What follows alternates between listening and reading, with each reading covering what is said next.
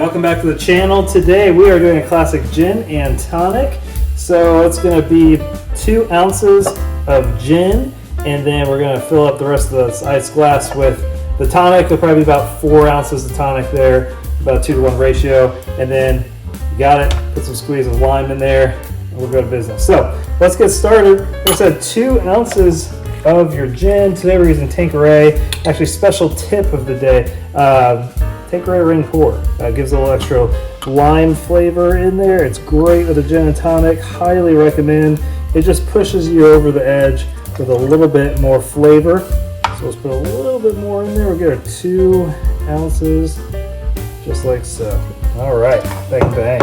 Now we're gonna cut this lime up. What I like to do is go down the middle.